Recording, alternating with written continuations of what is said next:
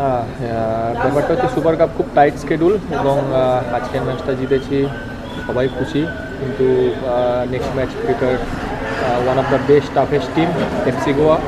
সুতরাং এই দুদিন কালকে রেস্ট, পরশু দিন আমাদের প্র্যাকটিস এবং তারপরে এফসি নিয়ে আমরা নিশ্চয়ই প্রিপেয়ার করবো। যেরকম কোচ বলবে আমরা যদি মাঠে ইমপ্লিমেন্ট করতে পারি, আশা করি ভালো রেজাল্ট করবো। প্রণোদা, আর একটা বিষয় রয়েছে, আজকে হয়তো রেজাল্টটা 1-0 হতো না, আর একটু বাড়তে পারতো। আমরা দেখলাম বেশ কিছু বল ক্রসবারে লেগে ফিরে এলো। তো কতটা মন খারাপ যে 1-0 সন্তুষ্ট থাকতে হচ্ছে এত ভালো খেলে?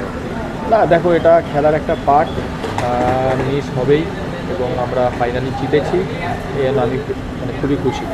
প্রণোদা, আরেকটা প্রশ্ন রাখবো, তোমাদের আগের ম্যাচেই মোহনবাগান এফসি গোয়ার কাছে পরাজিত হয়েছে। তুমি বাঙালিরই ছেলে, এক্ষেত্রে মোহনবাগানের এবছর যে দলটা খেললো, খুব কম সিনিয়রকে দেখলাম আমরা, যুবরা বেশি ছিল। তো এই দলটাকে কেমন দেখলে তুমি? কি বললে যে এফসি গোয়ার বিরুদ্ধে যেরকম ম্যাচ? আমি আগের ম্যাচ কেরালা ব্লাস্টারের সাথে দেখেছি, খুবই ভালো খেলেছে এবং মেন কথা হচ্ছে আমি আগেও বলেছি যে বাস্তবে আমি খুব কোচ থেকে চিনি, বা ডেডিকেশান প্লেয়ারদের নিয়ে যেরকম ভাবে, সত্যি অসাধারণ। এবং হ্যাঁ, আমি মনে করি এটা সেকেন্ড টিম পাঠায়নি, কারণ ম্যাক্সিমাম প্লেয়ার সাহাল থেকে শুরু করে দীপক, দীপেন্দু, তুমি দেখো না, দীপক টাংরি বা আশিক, পুরানিয়ান, প্রত্যেকেই আইএসএলের ফার্স্ট টিমের প্লেয়ার এবং হ্যাঁ অসাধারণ খেলেছে। Bad luck. থ্যাংক ইউ দাদা।